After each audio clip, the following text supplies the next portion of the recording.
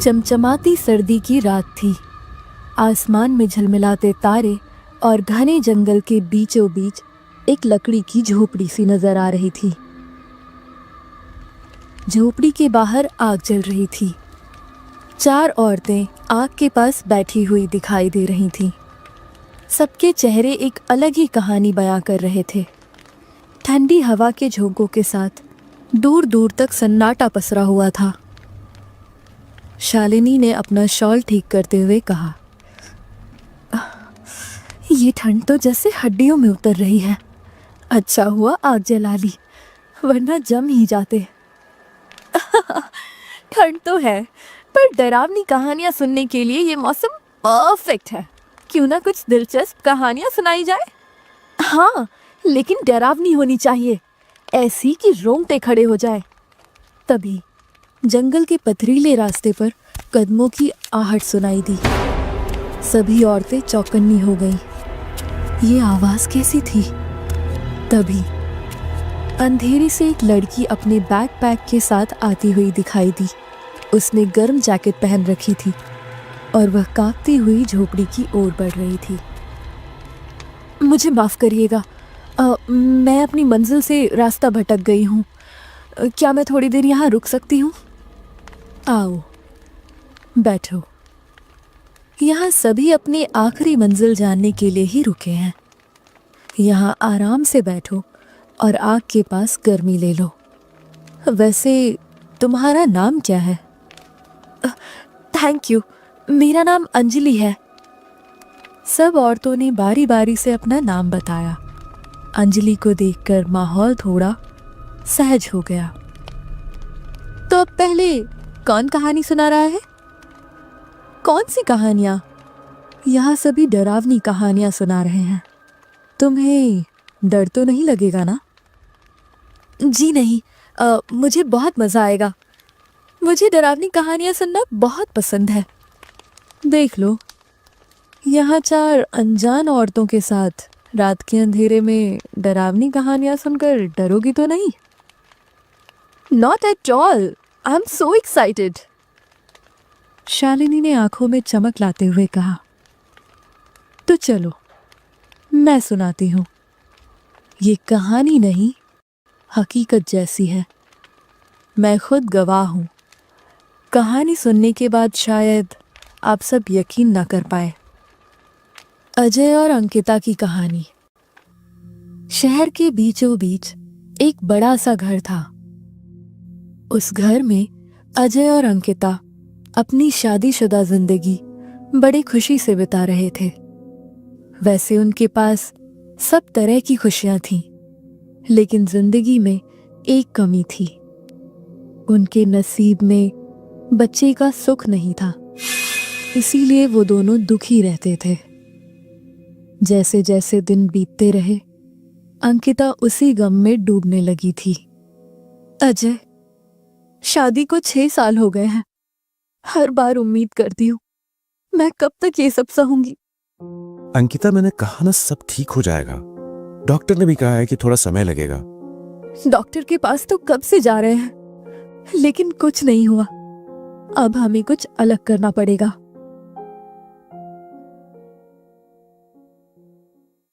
अंकिता ने एक दिन अजय को एक तांत्रिक के बारे में बताया, जो उन्हें बच्चे को पाने के लिए मदद कर पाए। पहले तो अजय ने उसे मना किया, लेकिन उसकी जिद के आगे आखिर उसको भी हार माननी पड़ी और वो दोनों उस तांत्रिक के पास गए। एक सुनसान कुटिया थी जहां तांत्रिक मंत्र पढ़ रहा था। दीवारों पर अजीबोगरीब चित्र और खोपड़ियां लटकी हुई थीं। उन दोनों ने तांत्रिक को उनकी परेशानी बताई। वो सुन के तांत्रिक ने गंभीर स्वर में कहा, तुम्हारे नसीब में संतान है, लेकिन रास्ता कठिन है। इसके लिए तुम्हें एक औरत की बलि देनी होगी। उसकी आत्मा तुम्हारे बच्चे के रूप में जन्म लेगी। अजय और अंकिता के चेहरों पर दुविधा के भाव थे, लेकिन अंकिता ने अजय को मना लिया। वो किसी भी हालत में अपना बच्चा चाहती थी और उसे पाने के लिए वो कुछ भी करने को तैयार थी।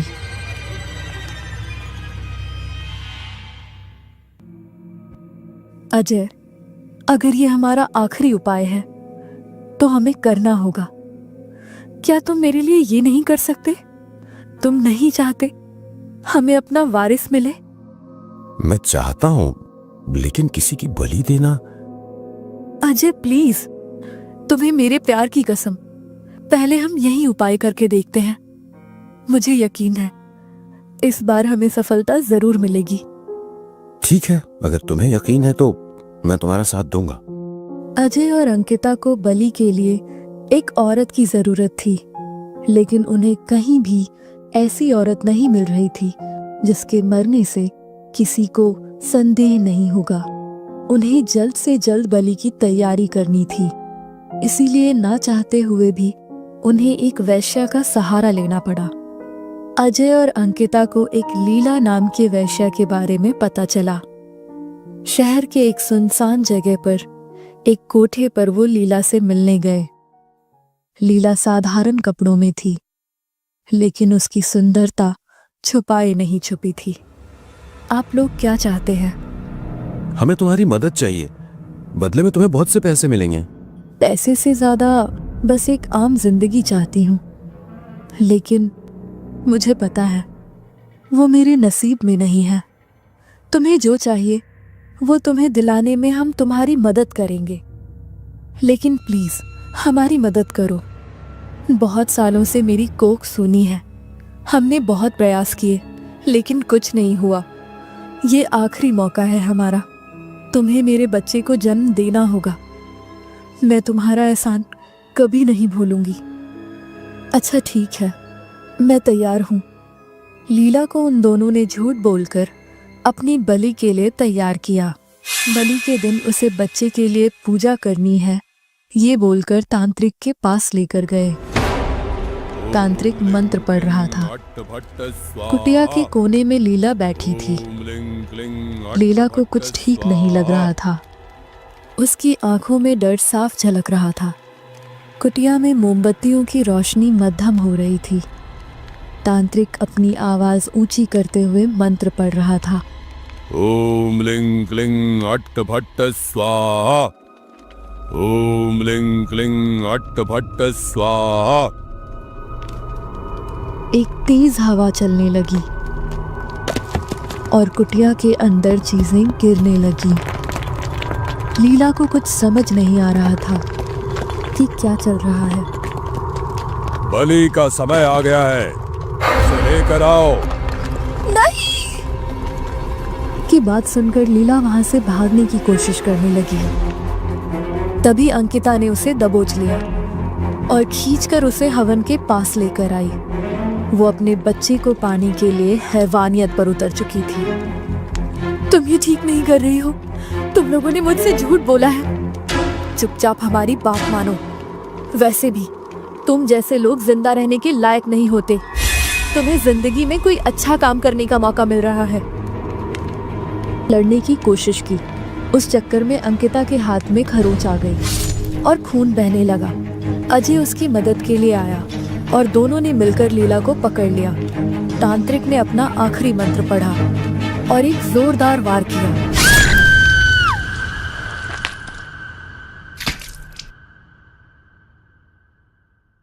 लेकिन तभी लीला की आत्मा उसकी आंखों से बाहर निकलकर सीधे अंकिता की ओर बढ़ गई। अंकिता ने डरते हुए कहा, ये क्या हो रहा है? वो आत्मा मेरी तरफ आ रही है। अजय, अजय!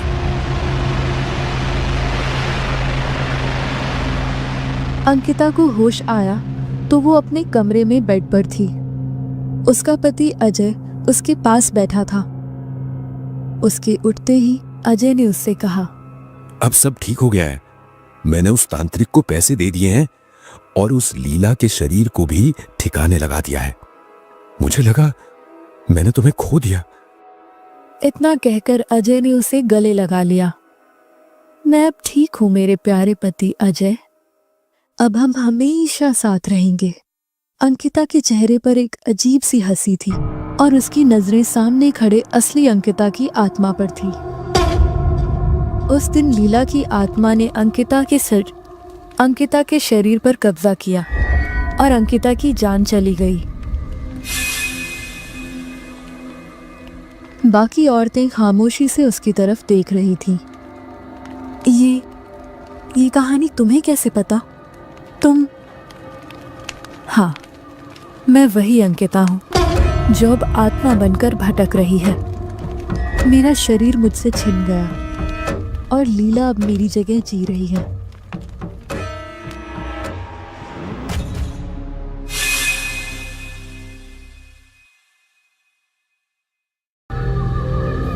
तुम्हारे साथ ये बिल्कुल ठीक नहीं हुआ। तुम अपनी जगह पर सही हो, पर क्या करें, ये दुनिया ऐसी ही है, हमें कभी समझ नहीं पाई। क्या तुम्हारे साथ कभी कुछ ऐसा हुआ है? हाँ, लेकिन कुछ अलग तरह से। क्या हुआ तुम्हारे साथ? मेरी शादी 1 साल पहले तांबा गांव के एक लड़के से हुई थी। तांबा एक छोटा सा आदिवासी गांव है जो अपनी परंपराओं और रिवाजों के लिए मशहूर है। मैं शहर की लड़की थी और इन सब बातों से बिल्कुल अनजान। शादी के बाद जब मैं पहली बार तांबा पहुंची तो मुझे गांव के रिवाज थोड़े अजीब से लगे। वहां की सबसे विचित्र प्रथा थी डंक। जैसे ही किसी औरत के गर्भवती होने का पता चलता, गांव में 9 महीने तक डंक बजाया जाता था। कहते हैं ये एक श्राप से बचने का तरीका था। मैंने इस बात को हंसी में उड़ा दिया। आखिर ये तो सिर्फ एक अंधविश्वास ही था ना। पर फिर मेरे साथ अजीब घटनाएं होने लगी। कभी कभी मुझे रात में लगता कोई मेरे कमरे के बाहर खड़ा है। अजीब अजीब से सपने आते। एक बार मैंने अपने बिस्तर के पास खून के निशान तक देखे। मैं डरने लगी, पर मैंने अपने पति को कुछ नहीं बताया। एक दिन जब मेरी तबीयत ज्यादा बिगड़ गई तो मेरे पति मुझे गांव की दाई अम्मा के पास ले गए। दाई अम्मा ने मुझे देखा, कुछ जांचा और फिर उनकी आंखें चौड़ी हो गईं।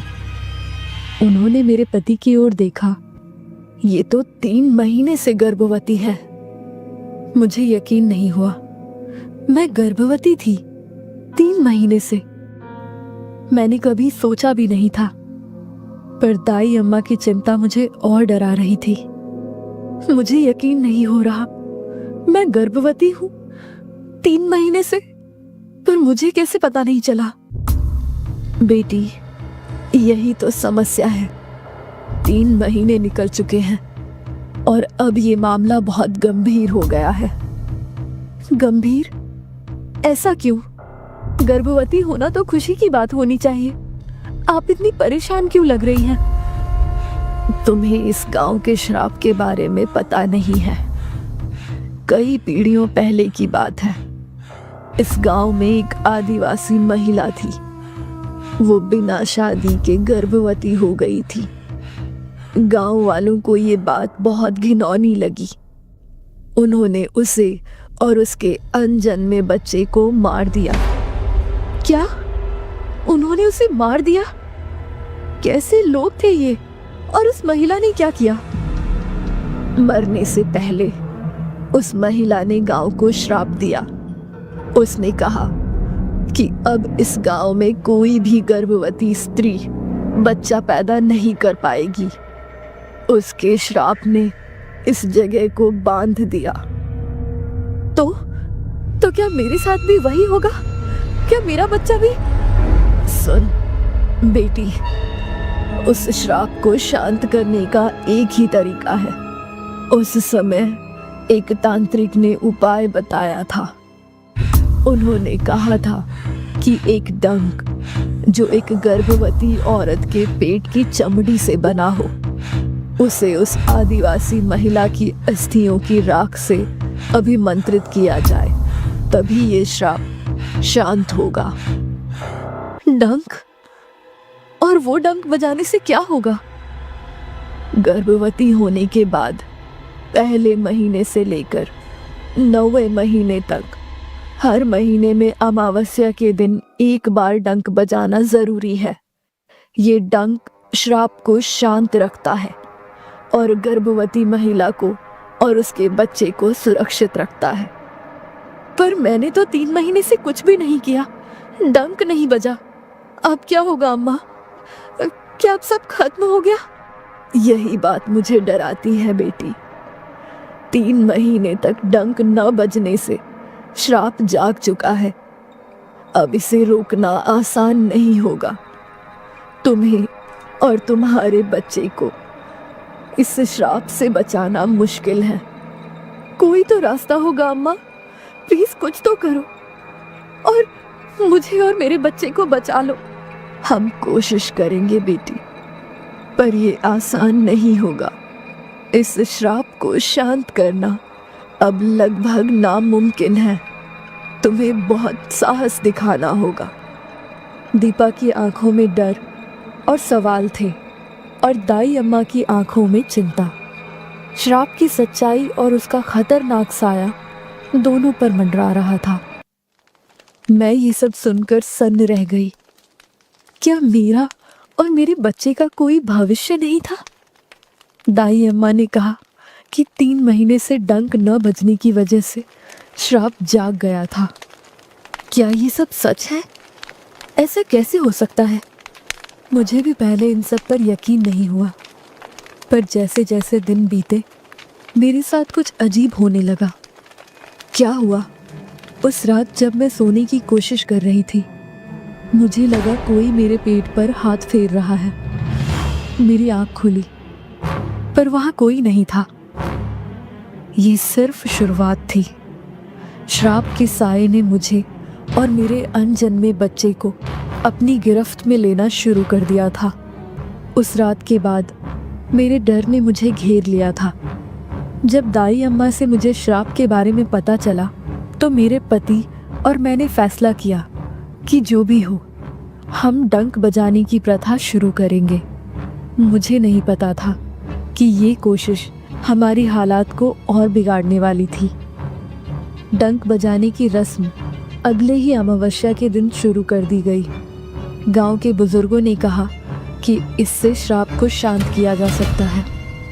पहले दिन डंक बजा तो मुझे हल्का सुकून महसूस हुआ।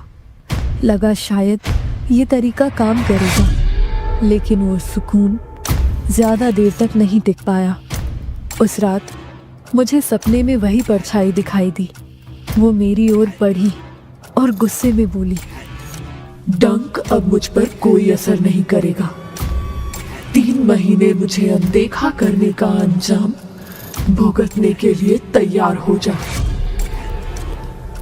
उसके बाद सब कुछ और बुरा होने लगा। डंक बजाने के बावजूद मुझे हर रात पेट में तेज दर्द होने लगा। मेरे सपने डरावने होते गए। कभी मुझे लगता कि मेरा बच्चा पेट के अंदर चीख रहा है, कभी लगता कि वो मुझसे अलग हो रहा है। जैसे जैसे महीनों का समय बढ़ा, मेरी तकलीफें भी बढ़ने लगी। 7वें महीने में मैं इतनी कमज़ोर हो चुकी थी कि ठीक से चल भी नहीं पाती थी। अब बहुत देर हो चुकी है। डंक बजाना श्राप को और ज़्यादा गुस्सा दिला रहा है। 8वें महीने में मेरी हालत और बिगड़ गई। मेरे शरीर पर अजीब से निशान उभरने लगे, जैसे किसी ने मेरे पेट पर गहरे नाखून गड़ा दिए हों। हर रात मुझे ऐसा महसूस होता कि कोई मेरे पेट के अंदर कुछ खींच रहा है। मैं चिल्लाती, लेकिन कोई मदद नहीं कर पाता। 9वां महीना शुरू होते ही मुझे ऐसा लगा जैसे मेरी जिंदगी खत्म होने वाली है। एक रात डंक की आवाज़ अचानक तेज हो गई। गांव वाले डर के मारे अपने घरों में छिप गए। मैं बिस्तर पर लेटी हुई थी जब अचानक मुझे ऐसा लगा कि मेरा पूरा शरीर जकड़ा जा रहा है। मेरे पेट में इतना तेज दर्द हुआ कि मैं चीख भी नहीं पाई। तूने डंक बजाकर मुझे और ताकतवर कर दिया है। अब तेरा और तेरे बच्चे का अंत आ चुका है। इस गांव का श्राप कभी खत्म नहीं होगा। कृपया मुझे और मेरे बच्चे को बख्श दो। मैंने कुछ गलत नहीं किया है। मैं तो इस गांव की श्राप की प्रथा को और इस श्राप से अनजान थी। मुझे माफ कर दो। माफ? मुझसे माफी मांग रही है? जब मैं अपने बच्चे के साथ इस दुनिया से खत्म की गई थी, तब इस गांव ने मुझसे माफी मांगी थी। तेरे जैसे लोग मेरी पीड़ा नहीं समझ सकते। मैं तुम्हारी तकलीफ समझती हूँ। मुझे सच में बहुत अफसोस है कि तुम्हारे साथ ऐसा हुआ, लेकिन मेरा बच्चा निर्दोष है। कृपया उसे मत छीनो। अगर तुम्हें मुझसे बदला लेना है तो ले लो, लेकिन मेरे बच्चे को मत मारो। लेकिन उसने मेरी तकलीफ ना सुनी। अचानक एक तेज हवा का झोंका आया और मुझे बिस्तर से ऊपर उठा लिया। मेरी यातनाएं बढ़ने लगी। मैं चाह कर भी कुछ नहीं कर पा रही थी। मुझे ऐसा लग रहा था मानो मेरे पेट के अंदर जो बच्चा है वो मेरा ना होकर उस चुड़ैल का है और वो मुझे अंदर से नोच रहा है। उस रात मैंने अपने बच्चे को खो दिया और उसके कुछ ही देर बाद मेरी सांसें भी थम गईं। श्राप ने अपना काम पूरा कर दिया।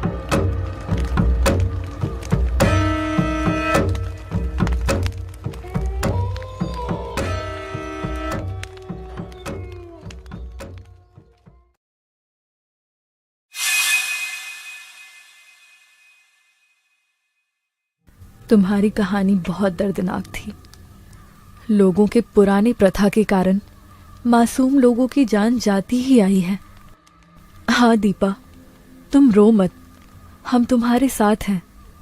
आखिर इस दर्द भरी दुनिया से हम मुक्त हो गए हैं।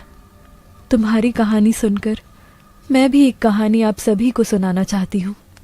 ये कहानी एक लड़की की है जिसका नाम था प्रिया। प्रिया महाराष्ट्र के एक छोटे से गांव की लड़की थी जिसने कभी गांव के बाहर दुनिया नहीं देखी थी। जब वो 20 साल की हो गई तो उसकी शादी मुंबई में रहने वाले एक लड़के से तय हो गई। उसका घर मुंबई के एक छोटे सी चौल में था जहां सभी लोग मिलजुल कर रहते थे। उसकी शादी चौल के पास ही बने एक हॉल में थी, इसीलिए चौल के सभी लोग उसकी शादी में शामिल हुए थे। शादी की सारी रस्में खत्म होने के बाद सभी लोग वापस लौट रहे थे। जब बारात घर के वापस आई तो उन्होंने देखा कि चौल के बाहर एम्बुलेंस खड़ी है और लोगों की भीड़ जमा है। बारात धीरे धीरे आगे बढ़ रही थी। प्रिया सोच में पड़ गई। ये इतने सारे लोग जमा हुए हैं और ये एम्बुलेंस यहाँ क्यों खड़ी है? मुझे भी नहीं पता, शायद कोई हादसा हो गया होगा। तुम घबराओ मत, चलो अंदर चलते हैं। जैसे ही बारात चौल के गेट पर पहुंची, भीड़ के बीच से सफेद चादर में लिपटा हुआ एक शव ले जाया जा रहा था। शव को 4 लोगों ने उठाया हुआ था और उसका हाथ चादर के बाहर लटक रहा था। चारों तरफ सन्नाटा होके माहौल में एक अजीब सी बेचैनी महसूस हो रही थी। ये कौन है? क्या हुआ होगा? मत देखो उधर, चलो आगे बढ़ते हैं। लेकिन प्रिया की नजर तो शव पर ठहरी हुई थी। जैसे ही बारात उस शव के करीब से गुजरी, अचानक हवा का झोंका आया और शव से चादर का कोना हट गया। शव का चेहरा दिखाई देने लगा। वो एक औरत थी जिसका चेहरा खून और मिट्टी से सना हुआ था और आंखें खुली हुई थी। ऐसा लग रहा था मानो वो प्रिया को ही घूर रही हैं। प्रिया के चेहरे पर डर और हैरानी साफ साफ दिखाई दे रही थी। ये कैसे? इसकी आंखें क्यों खुली हैं? तभी प्रिया को ऐसा महसूस हुआ कि उस औरत ने आंखें झपकाई। उसने आंखें झपकाई थी, मैंने देखा। क्या बकवास कर रही हो? तुमने कुछ गलत देखा होगा, चलो यहां से। भीड़ में खड़े कुछ लोग धीरे धीरे बात कर रहे थे।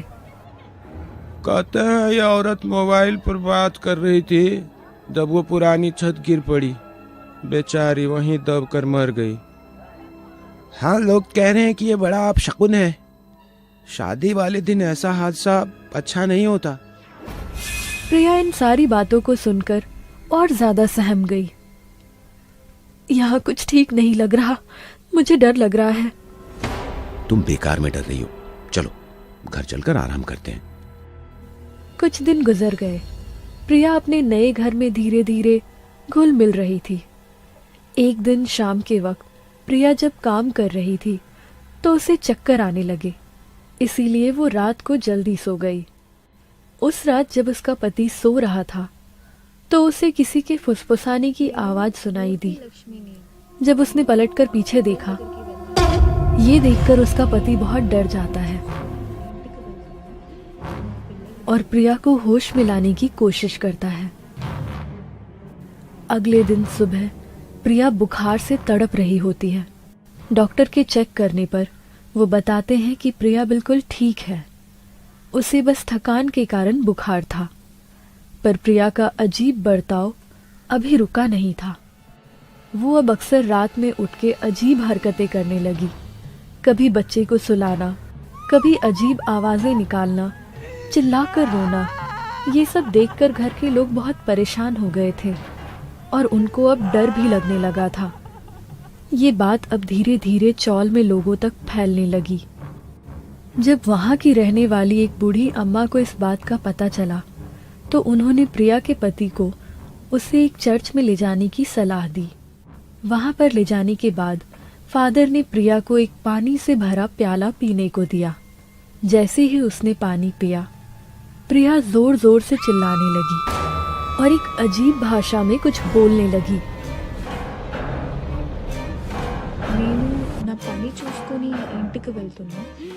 ये देख उसका पति हैरान हो गया। फादर ने कहा, ये तो तेलुगु भाषा है और कुछ बोल रही है और ये कुछ कहना चाहती है। हैरान होकर पति ने फादर से कहा, ये कैसे हो सकता है? ये कभी गांव से बाहर नहीं गई, ठीक से हिंदी भी नहीं बोल पाती, आज अचानक ये तेलुगु कैसे बोलने लगी? फादर ने पास ही रहने वाले एक व्यक्ति को बुलाया जो तेलुगु समझता था। प्रिया को दोबारा वो पानी पीने को दिया गया। इस बार प्रिया जो भी कुछ बोल रही थी वो सब वो व्यक्ति हिंदी में समझा रहा था। कौन हो तुम? नेनु लक्ष्मीनी। मैं लक्ष्मी हूं। कौन लक्ष्मी? क्या चाहिए तुम्हें? నేను మూర్తి లక్ష్మిని. నేను నా పిల్లల దగ్గరికి వెళ్ళాలి. मैं मूर्ति लक्ष्मी हूं, मुझे मेरे बच्चों के पास जाना है। क्या मतलब है तुम्हारा? నేను నా పని చూసుకొని ఇంటికి వెళ్తున్నా, నా పిల్లల దగ్గరికి. मैं तो बस अपने काम से घर लौट रही थी, मेरे बच्चों के पास। కానీ నాకు ఫోన్ వచ్చింది. బిల్డింగ్ దగ్గర నుంచుని ఫోన్ మాట్లాడుతున్నా. लेकिन एक फोन आया तो उस बिल्डिंग के पास खड़े रहकर फोन पे बात कर रही थी। నాదేం తప్పు? నా ఇల్లు దగ్గర సొసైటీలోనే ఉంది. मेरी क्या गलती थी? मेरा घर पास ही वाले सोसाइटी में है। నేను ఇంటికి వెళ్ళాలి, నన్ను వెళ్ళనివ్వండి. నా పిల్లలు నా ఎదురు చూస్తున్నారు. मुझे घर जाना है, मुझे जाने दो।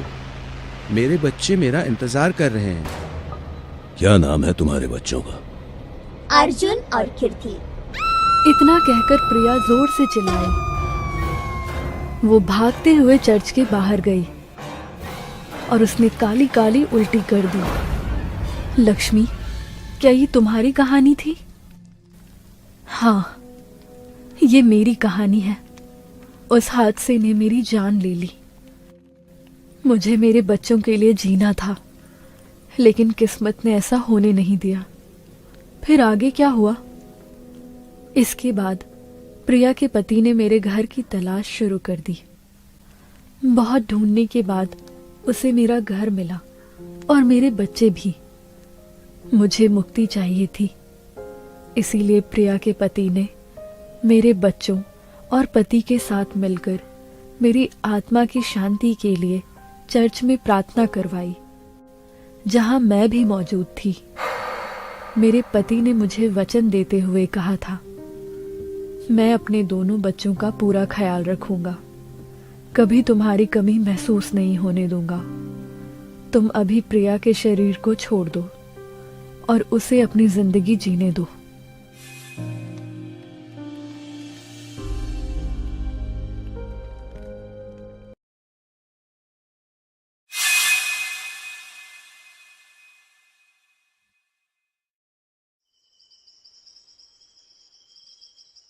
सुबह का समय था।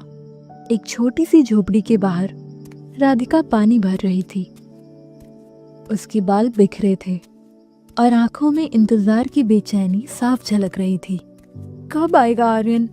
3 महीने से उसका इंतजार कर रही हूँ। बस एक बार आकर कह दे कि सब ठीक हो जाएगा। तू फिर वही ख्याली पुलाव पका रही है। वो शहर का लड़का है, तू जैसी गांव की लड़की को क्या अपनाएगा? बाबा, वो मुझसे प्यार करता है और हम शादी भी करेंगे, चाहे जो भी हो। शादी? अमीर बाप का बेटा तुझे कैसे अपनाएगा? सपना देखती रह जाएगी। उसका बाप पूरे गांव को खरीद सकता है। तुझ जैसे अनपढ़ और मुझ जैसे शराबी बाप की बेटी को वो कैसे अपना सकता है बेटा? राधिका ने अपने पिता के इन बातों को अनसुना कर दिया। उसे अब उनके तानों की आदत हो चुकी थी। वो चुपचाप गांव के बाहर अपने पसंदीदा पेड़ की ओर बढ़ी। ये वही जगह थी जहां वो और आर्यन रोज मिला करते थे, लेकिन अब उनके मिलने जुलने का सिलसिला कम हो गया था। आर्यन गांव के जमींदार का छोटा और होनहार बेटा था। वो शहर में अपने पारिवारिक व्यवसाय को संभालने के लिए महीनों तक बाहर रहता था। उसके बड़े भाई उतने पढ़े लिखे नहीं थे, इसीलिए व्यापार की जिम्मेदारी उसी के कंधों पर थी। लेकिन राधिका को अपने प्यार पर और आर्यन पर पूरा यकीन था। यही वजह थी कि वो समय समय पर इस पेड़ के नीचे आकर बैठती और आर्यन की यादों में खोई रहती। आर्यन पूरे 6 महीनों के बाद गांव लौटा था और सीधे अपनी राधिका से मिलने मोटरसाइकिल से आया था। उसका चेहरा थका हुआ था, लेकिन आंखों में राधिका से मिलने की खुशी साफ झलक रही थी। राधिका? राधिका पेड़ के नीचे बैठी थी। उसे देखते ही खड़ी हो गई। उसकी आंखों में खुशी और दर्द था। तुम आ गए? इतने दिन क्यों लगा दिए? क्या करूं? माफ कर देना यार, जिम्मेदारियों ने रोक रखा था। लेकिन हर दिन मैं तुम्हारे बारे में ही सोच रहा था। तुम्हें पता है, मैं हर दिन इसी पेड़ के नीचे बैठकर तुम्हारा इंतजार करती थी। मुझे यकीन था कि तुम आओगे, लेकिन कभी कभी डर लगता था कि कहीं ये इंतजार बेकार तो नहीं। मैं तुम्हें कभी छोड़कर नहीं जाऊंगा। इस बार शादी का वादा पूरा करने के लिए आया हूँ। मैं अपने घर वालों से बात करूंगा जरूर। मुझे नहीं लगता हमारी शादी हो पाएगी। किसी भी हाल में करूंगा। तुम मेरे लिए बहुत जरूरी हो। मुझे तुम पर हमेशा यकीन है। इसके बाद दोनों कुछ देर तक एक दूसरे की बाहों में खोए रहे। हवेली में सन्नाटा पसरा हुआ है। आर्यन बड़े भाई विक्रम के कमरे के पास जाता है। भैया, दरवाजा खोलो। मैंने पिताजी से कहा है आज हम साथ में बैठकर खाना खाएंगे। अंदर से कोई हलचल नहीं होती। कुछ सेकंड तक सन्नाटा रहता है। आर्यन फिर दरवाजे पर दस्तक देता है। भैया, सुन रहे हो? मैं इतने दिनों बाद आया हूँ और आप हो कि अंदर ही बैठे हो, मुझसे मिलने भी नहीं आए। क्या कर रहे हो अंदर? अचानक अंदर से विक्रम की तेज आवाज आती है। आर्यन, यहाँ से चले जाओ। मैंने कहा मुझे अकेला छोड़ दो। आर्यन हैरान होकर पीछे हटता है। वो दरवाजे के पास खड़ा होकर सोच में पड़ जाता है। भैया, ये सब क्या है? तुम मुझसे इस तरह क्यों बात कर रहे हो? क्या हुआ है? दरवाजे के पीछे से भारी भारी सांसों की आवाज सुनाई देती है। विक्रम फिर चिल्लाता है। मैंने कहा यहाँ से चले जाओ, मुझे किसी से बात नहीं करनी है। वो नीचे हॉल में लौटता है। उसकी आंखों में चिंता और उलझन साफ नजर आती है। पिताजी, बड़े भैया को क्या हुआ है? वो दरवाजा क्यों नहीं खोल रहे? और राजेश भैया, वो भी सुबह से गायब है। विक्रम की बात दिल पर मत लो आर्यन, और वो कमबक राजेश, उसके बारे में भी मत सोचो। आओ खाना खा लो। लेकिन पिताजी। तभी राजेश दरवाजे पर लड़खड़ाते हुए आता है। उसकी हालत खराब है। शराब की बदबू और गंदे कपड़े उसकी लापरवाही को दिखा रहे हैं। भाई, ये क्या हालत बना रखी है? क्या हो गया है तुम्हें? मुझसे दूर रहो आर्यन, तुम इस सब में मत पड़ो तो ही अच्छा होगा। क्या मतलब है तुम्हारा? मैं तुम्हारा भाई हूँ, क्या तुम मुझसे कुछ छुपा रहे हो? वो हमें देख रही है, हर तरफ उसकी नजर है। कौन? तुम किसकी बात कर रहे हो? कभी मत जानने की कोशिश करना, तुम नहीं समझोगे। नालायक, अपने कमरे में जाओ अभी। तुम लोगों ने मेरी नाक काटने का जिम्मा ले रखा है। राजेश एक बार अपनी पिता की तरफ देखता है और अपने कमरे की तरफ बढ़ता है। पिताजी, क्या हो रहा है? विक्रम भैया और राजेश भैया, इनको क्या हुआ है? कुछ तो बात है, मुझे कुछ ठीक नहीं लग रहा। तुमसे जो कहा जा रहा है वही करो। यहाँ पे कुछ दिन रहो और जल्दी से शहर लौट जाओ। ये सब तुम्हारे सोचने की बातें नहीं है। लेकिन मैं आपका बेटा हूँ, मुझे सच बताइए, ऐसा क्या हुआ जिससे पूरा घर परेशान है? नारायण राव आर्यन की बात का जवाब दिए बिना चुपचाप उठते हैं और वहां से चले जाते हैं। अगले दिन शाम को आर्यन राधिका से मिलने आया। पेड़ के नीचे राधिका खामोश खड़ी थी। उसकी आंखों में एक गहरी सोच नजर आती है। क्या हुआ? आज इतनी देर क्यों हुई आने में? राधिका, मेरे समझ में तो कुछ भी नहीं आ रहा। क्यों? क्या हुआ? घर का माहौल बहुत अजीब हो गया है। विक्रम भैया खुद को ही कमरे में बंद कर लेते हैं और राजेश भैया नशे में डूबे रहते हैं। पिताजी से कुछ पूछो तो वो बताने से मना कर देते हैं। और आज सुबह ही खबर आई कि हमारे फैक्ट्री में आग लगी है। पिताजी बुरी तरह से टूट चुके हैं और अब राजेश भैया का एक्सीडेंट, किसी गाड़ी ने उन्हें बुरी तरह से कुचल दिया। उन्होंने अपना एक हाथ और एक पैर भी खो दिया है। डॉक्टर कह रहे थे कि अब वो पहले जैसे जी नहीं सकते। तुम चिंता मत करो, ये समय बीत जाएगा। राधिका उसे सांत्वना देती है, लेकिन उसके चेहरे पर गम का नामो निशान नहीं था। कुछ दिन बीत गए। हवेली में इतनी सारी चीजें हुई, लेकिन विक्रम अभी भी अपने कमरे से बाहर नहीं आया था। आखिरकार आर्यन ने फैसला किया कि दरवाजा तोड़ना पड़ेगा और कुछ नौकर और आर्यन ने मिलकर दरवाजा तोड़ा। कमरे में चारों तरफ गंदगी फैली हुई थी और विक्रम का शव बिस्तर पर पड़ा था। उसका शरीर सड़ चुका था और पूरे कमरे में बदबू भरी थी। आर्यन लड़खड़ा कर पीछे हटा। उसके बड़े भाई की ऐसी हालत, लेकिन ये हुआ कैसे? उसने आत्महत्या की थी या किसी ने उसकी हत्या कर दी थी? विक्रम की मौत की खबर सुनते ही नारायण राव का शरीर सुन्न पड़ गया। पहले फैक्ट्री, फिर राजेश का एक्सीडेंट और अब उनके बड़े बेटे की लाश। ये सदमा उनके लिए असहनीय था। वो अब हमेशा बिस्तर पर ही रहने लगे। खाना पानी भी मुश्किल से खा पाते। हवेली में एक अजीब सा सन्नाटा पसरा हुआ था। नौकरों के चेहरे पर भी दहशत थी। आर्यन हवेली के आंगन में बेचैन बैठा था। उसकी आंखों में सवालों की भरमार थी। कुछ दूरी पर नौकर गोपू सफाई कर रहा था। गोपू दादा, घर में सब लोग अजीब बर्ताव कर रहे हैं, तुम कुछ जानते हो? गोपू झिझकता है, फिर गहरी सांस लेकर बोलता है। बाबूजी, आपको सच जानना चाहिए। गांव में एक गरीब मगर स्वाभिमानी लड़की थी। आपके बड़े भाई विक्रम और राजेश ने उसके साथ जबरदस्ती की।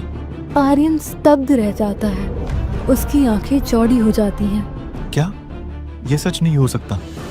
सच है बाबूजी। उसने बड़े साहब से फरियाद की, लेकिन उन्होंने भी अनसुना कर दिया। जब वो गर्भवती हुई तब उसे बदनाम कर गांव से भी निकाल दिया गया। गांव वालों ने भी कुछ नहीं किया? नहीं, आपके परिवार के डर से किसी ने भी उसका साथ नहीं दिया। वो गांव के बाहर तड़पती रही, इलाज तक नहीं मिला उसे। मरने से पहले लेकिन उसने कसम खाई कि जिसने उसे सताया उनके जीवन में भी सुख नहीं आएगा। आर्यन जमीन पर बैठ जाता है। उसकी आंखों में आंसू छलक आते हैं। क्या ये सब मैं क्या सुन रहा हूँ? गोपू चुप रहता है। आर्यन की मुट्ठियां कस जाती हैं। उसे अब इस परिवार के साथ नहीं रहना था। उसने फैसला किया कि वो राधिका से शादी कर गांव छोड़ देगा। बेचैन मन से वो मिलने की जगह पहुंचा, लेकिन वहां कोई नहीं था। राधिका, राधिका तुम कहाँ हो? कोई जवाब नहीं आया। हवा के झोंके में सिर्फ पत्तों की सरसराहट थी। आर्यन का दिल तेजी से धड़कने लगा। वो हमेशा यही मेरा इंतजार करती थी, आज कहाँ चली गई? अब उसके पास एक ही रास्ता था, राधिका के घर जाना। जब आर्यन राधिका के घर पहुंचा तो वहां का दृश्य देखकर उसके पैरों तले जमीन खिसक गई। झोपड़ी बुरी तरह टूटी फूटी थी। चारों ओर अजीब सी गंध फैली हुई थी। अंदर से कुछ गिरने की आवाज आई और जब उसने पर्दा हटाया तो सामने राधिका के पिता पड़े हुए थे, शराब में डूबे और बुरी हालत में। बाबा, राधिका कहाँ है? वो यहाँ क्यों नहीं आई आज? राधिका के पिता ने सिर उठाया। उनकी आंखें लाल और थकी हुई थीं। उन्होंने आर्यन की ओर देखा। राधिका? अरे पागल, तू उसे कहाँ ढूंढ रहा है? वो तो मर चुकी है 1 महीने पहले। आर्यन को ऐसा लगा जैसे किसी ने उसकी आत्मा निकाल ली हो। वो वहीं जम गया। उसकी सांसें थम गई। नहीं, ये झूठ है, ऐसा नहीं हो सकता। हम तो रोज मिलते थे, आपको शायद होश नहीं है। आर्यन की आंखों के आगे अंधेरा छाने लगा। उसे लग रहा था कि ये कोई बुरा सपना है जिससे वो अभी जाग जाएगा। आर्यन बदहवास सा राधिका की उस पसंदीदा जगह की ओर भागा। वह रोते हुए उस पेड़ के पास पहुंचा जहां वे हमेशा मिला करते थे। राधिका, अगर तुम सच में मर चुकी हो तो फिर मैं किससे बात कर रहा था? कौन थी वो जो मेरे साथ खड़ी थी, जो मेरे साथ हंसती थी? हवा अचानक ठंडी हो गई। पेड़ों के पत्ते अजीब तरीके से सरसराने लगे।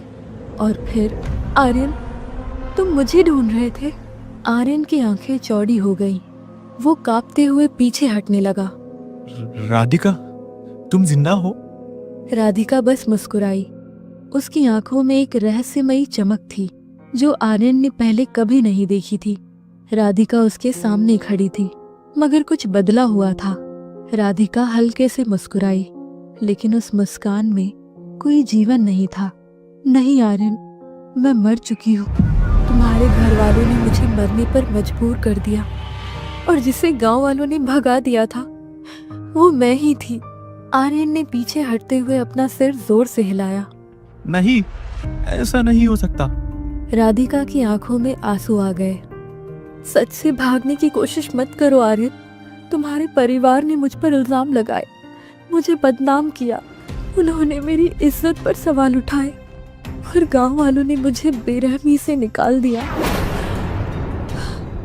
तुम्हें पता है, मैंने कितना इंतजार किया था कि तुम आओगे, मेरा साथ दोगे, लेकिन तुम नहीं आए। किसी ने भी मेरी मदद नहीं की। आर्यन की आंखों से आंसू गिरने लगे। मुझे कुछ नहीं पता राधिका। काश मैं जानता, काश मैं तुम्हें बचा पाता। अब पछताने का कोई फायदा नहीं आर्यन। मैंने अपना बदला ले लिया। तुम्हारे परिवार पर जो कुछ भी हुआ वो मेरी बद्दुआ थी। तुम्हारी फैक्ट्री का जलना, तुम्हारे भाई राजेश का अपंग हो जाना, विक्रम की मौत, ये सब मेरी आत्मा का क्रोध था। अब मेरा बदला पूरा हो चुका है। मुझे जाना ही होगा आर्यन। अब मेरी आत्मा को शांति चाहिए। मैं बस तुमसे आखिरी बार मिलने आई थी, आखिरी अलविदा कहने। आर्यन सुन पड़ गया। उसने कभी सोचा भी नहीं था कि उसकी प्यारी राधिका इतनी तकलीफों से गुजरी होगी। हवा अचानक ठंडी हो गई। राधिका ने अपनी सूनी आंखों से आर्यन को देखा, फिर धीरे धीरे पीछे हटने लगी। राधिका मत जाओ, राधिका मुझे छोड़कर मत जाओ, मैं तुम्हारे बिना नहीं रह सकता। लेकिन राधिका की छवि धीरे धीरे धुंधली होने लगी। देखते ही देखते वो हवा में विलीन हो गई और आर्यन के सामने बस सन्नाटा रह गया। उस रात के बाद आर्यन न घर गया न किसी से मिला। हर रोज पुराने पेड़ के नीचे जाकर बैठता जहां वो और राधिका मिला करते थे। गांव वाले उसे पागल आर्यन कहने लगे। उसकी आंखें उसी रास्ते पर टिकी रहती जहां से राधिका आया करती थी। राधिका तुम आओगी ना, मैंने वादा किया था। और इस तरह मेरी जिंदगी की कहानी खत्म हो गई। मेरे साथ जो भी हुआ, लेकिन मेरा प्यार सच्चा था, इस बात की खुशी है।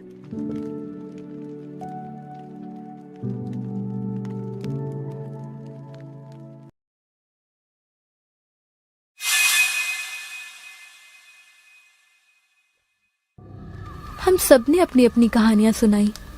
अंजलि, अब तुम भी कुछ सुनाओ। हाँ, क्यों नहीं। मैं जो कहानी सुनाने जा रही हूँ उस कहानी का मैं खुद एक हिस्सा हूँ, बल्कि ये सिलसिला मेरे ही कारण शुरू हुआ। मैं अंजलि, एक आम सी लड़की जो भीड़ से अलग रहना पसंद करती थी। किताबें मेरी सबसे अच्छी दोस्त थीं और संगीत मेरी शरण स्थली और सफ़र मेरा सुकून। लेकिन मेरी जिंदगी इतनी आसान नहीं थी।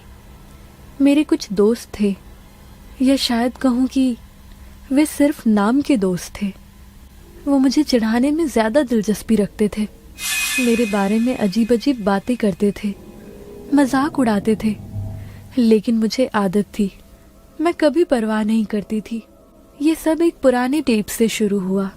हमारे घर के कोने में एक पुरानी स्टोर रूम थी। वहाँ जाने की ज़रूरत कभी नहीं पड़ी। लेकिन एक दिन सफाई करते समय मेरी नज़र उस धूल से ढके एक बक्से पर पड़ी। उसमें मेरे पिता की पुरानी टेप्स थीं। वे पहले एक टेप शॉप चलाते थे, लेकिन समय के साथ साथ कैसेट का दौर खत्म हो गया और उनकी दुकान बंद हो गई। अब ये टेप्स सिर्फ धूल खा रहे थे। मुझे कुछ नया तलाशने की आदत थी। मैंने बॉक्स खोला और उसमें से एक अजीब सा टेप उठाया। वो बाकियों से अलग था, काला, धुंधला, और उस पर लिखा था, चलाओ पर मत सुनो। मुझे लगा कि ये बस पुरानी रिकॉर्डिंग होगी, शायद किसी पुराने जमाने का गाना या किसी का निजी संदेश। ज्यादा ध्यान न देते हुए मैंने टेप को अपनी बैग में डाल लिया। लेकिन मेरी किस्मत इतनी आसान कहाँ थी। कॉलेज पहुंचते ही मेरी दोस्त मंडली की नजर मेरे बैग पर पड़ गई। ओहो, क्या छुपा रही हो अंजलि? कोई डायरी तो नहीं, या फिर कोई गुप्त खजाना? बस एक पुराना टेप है, कुछ खास नहीं। मेरी बैग वापस दे दो। और बैग वापस लेने की कोशिश की। पुराना टेप? फिर तो इसे सुनना ही पड़ेगा। अरे नहीं, उसमें कुछ खास नहीं होगा। मैंने टालने की कोशिश की, लेकिन वे कहाँ मानने वाले थे। चलो इसे सुनते हैं। कुणाल ने उत्सुकता से टेप प्लेयर ऑन कर दिया। शुरुआत में तो कुछ नहीं हुआ, बस एक हल्की सी स्टैटिक आवाज आई, जैसे कोई खराब रेडियो स्टेशन पकड़ने की कोशिश कर रहा हो। हम सब थोड़ा निराश हुए, लेकिन तभी एक अजीब सी फुसफुसाहट गूंजने लगी, धीमी, अस्पष्ट, मानो कोई बहुत करीब से बड़बड़ा रहा हो। आवाज इतनी रहस्यमयी और असामान्य थी कि हम सब सिहर गए। ये क्या बकवास है? कुसुम ने झटके से टेप बंद कर दिया। हम सब पहले तो जोर से हंस दिए, लेकिन दिल के किसी कोने में एक अजीब सा डर बैठ गया था। ऐसा लगा जैसे कुछ गलत हो गया हो, कुछ ऐसा जो हमें नहीं करना चाहिए था। और फिर सब कुछ बदलने लगा। अगले दिन कॉलेज में कुणाल नहीं आया। न कोई फोन, न कोई मैसेज, वो बस गायब था। शुरुआत में किसी ने ध्यान नहीं दिया। कभी कभी लोग कॉलेज नहीं आते, बीमार पड़ जाते हैं या किसी काम में व्यस्त होते हैं। लेकिन जब पूरा दिन बीत गया और कुणाल का कोई पता नहीं चला, तब सबको थोड़ा अजीब लगने लगा। कुणाल कहाँ है? पता नहीं यार, कल रात तक तो ऑनलाइन था, मैसेज भी किया था, पर रिप्लाई नहीं आया, शायद सो गया होगा। लेकिन अगले दिन कुसुम भी कॉलेज नहीं आई। अब मामला थोड़ा अजीब हो रहा था। कुसुम कॉलेज में कभी बिना बताए गायब नहीं होती थी। वो हर बात की प्लानिंग करके चलने वाली लड़की थी। अगर वो भी लापता थी तो इसका मतलब था कि कुछ तो गड़बड़ है। मैंने अपने बाकी दोस्तों से पूछा, लेकिन किसी को कुछ पता नहीं था। जैसे ही केतन मेरे पास आया, मुझे उसके अंदर कुछ अजीब सा महसूस हुआ। उसका चेहरा बेजान लग रहा था, आंखें अंदर धसी हुई थी और उसकी सांसें अनियमित हो चुकी थी। वो पसीने से तर था, लेकिन मौसम ठंडा था। उसकी उंगलियां इतनी ज्यादा कांप रही थी कि वो ठीक से खड़ा भी नहीं हो पा रहा था। अंजलि। उसकी आवाज इतनी धीमी थी कि मुझे झुककर सुनना पड़ा। क्या हुआ केतन? उसने बिना कुछ कहे धीरे धीरे अपना कांपता हुआ हाथ आगे बढ़ाया। मैंने नीचे देखा, उसकी हथेलियों में वही टेप था, वही पुराना रहस्यमयी टेप जो मैंने स्टोर रूम से उठाया था। यह वापस रख दो अंजलि। उसकी आंखों में ऐसा डर था जैसे वो किसी चीज को देख चुका हो जो इंसान के सहने लायक नहीं थी। क्या? लेकिन क्यों? मैंने उसके हाथ से टेप लेने की कोशिश की, पर उसकी पकड़ इतनी मजबूत थी कि टेप उसके पंजों में जकड़ा हुआ था। मैंने इसे फिर से सुना। केतन की आवाज लगभग टूट चुकी थी और अब सब खत्म हो गया है। कुणाल और कुसुम गए और अब मेरी बारी है। मेरे रोंगटे खड़े हो गए। तुम कहना क्या चाह रहे हो? कहाँ गए वो दोनों? क्या तुमने उनसे बात की? केतन की आंखें मुझसे मिली और उसमें कुछ ऐसा था जिसने मेरे अंदर एक ठंडक भर दी। उसकी पुतलियां सिकुड़ चुकी थी, जैसे किसी ने उसकी आत्मा चूस ली हो। वे अब यहाँ नहीं है अंजलि, और मैं भी नहीं रहूंगा। उसकी आवाज में एक अजीब सा कंपन था। इतना कहकर उसने झटके से टेप मेरे हाथ में थमा दिया और पीछे हटने लगा। रुको केतन! मैंने उसे पकड़ने की कोशिश की, लेकिन उसने ऐसा किया जैसे वो मेरी छुअन से भी डर रहा हो।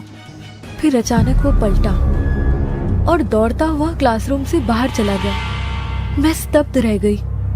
उसकी चाल असामान्य थी, जैसे वो किसी से या किसी चीज से भाग रहा हो। मैंने उसे रोकने के लिए आवाज दी, लेकिन वो बिना पीछे देखे कॉलेज के गेट से बाहर निकल गया। और हाँ, उसके बाद वो कभी नहीं दिखा। अब सिर्फ मैं बची थी। मेरे हाथ में वही टेप था, ठंडा, रहस्यमयी और शायद अब घातक भी।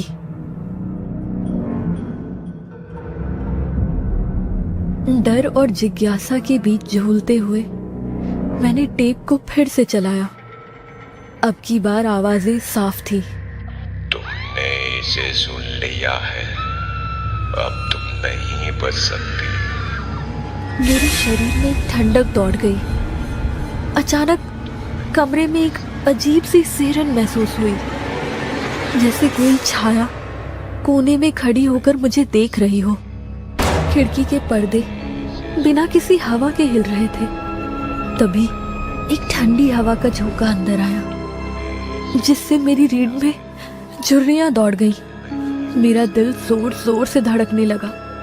मैंने घबराकर झटपट से टेप बंद कर दिया, लेकिन कुछ सही नहीं लग रहा था। कमरे में एक अजीब सी घुटन महसूस हो रही थी। ऐसा लग रहा था कि यहाँ अकेले रहना अब सुरक्षित नहीं है। मुझे उस जगह से निकलना था। मैंने जल्दी जल्दी अपना बैग पैक किया। मुझे नहीं पता था कि कहाँ जाना है, लेकिन मुझे ये जगह छोड़नी थी। मैं जानती थी कि मुझे रुकना नहीं था। मैंने बिना वक्त गवाए कदम बढ़ाए। मेरी चाल तेज थी, लेकिन हर मोड़ पर ऐसा महसूस हो रहा था कि कोई मेरा पीछा कर रहा है। हर कदम पर लग रहा था कि कोई छिपकर देख रहा है, पर जब भी मुड़कर देखती वहां कुछ नहीं होता, सिर्फ स्याह अंधेरा। रात के अंधेरे में मैं अकेली चली जा रही थी, जंगलों के बीच एक सुनसान सड़क पर। फिर मुझे एक दूर से जलती हुई रोशनी दिखाई दी, एक कैंप फायर। मुझे लगा शायद वहां कुछ लोग होंगे, शायद मुझे आगे जाने के लिए यहाँ पे ठहरना होगा, ऐसा लगा।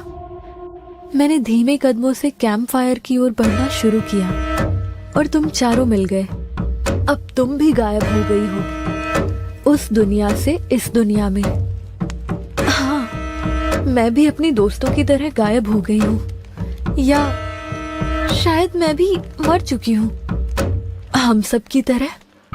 सब औरतें एक दूसरे को देखकर हल्के से मुस्कुराती हैं। वैसे उस टेप में क्या था, हम भी सुनना चाहते हैं। ठीक है, मेरे पास वो टेप है।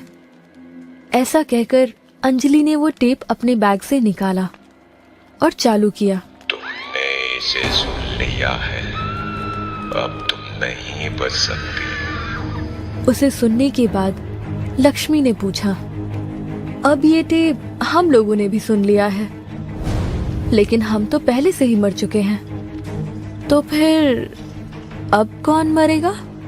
हमारे साथ उसने भी तो सुना है।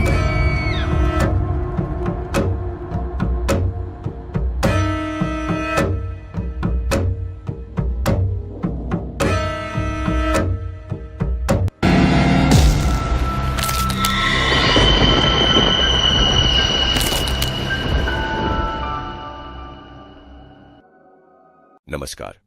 इस वीडियो को शुरू करने से पहले मैं आप सभी को बताना चाहता हूं कि केवल 10% लोग ही हमारी वीडियो देखकर हमें फॉलो करते हैं, जबकि बाकी लोग वीडियो तो देखते हैं लेकिन सब्सक्राइब नहीं करते। आपसे गुजारिश है कि वीडियो को ज्यादा से ज्यादा लाइक और सब्सक्राइब करें ताकि हम आगे भी आपके लिए बेहतरीन वीडियो ला सकें। शुक्रिया।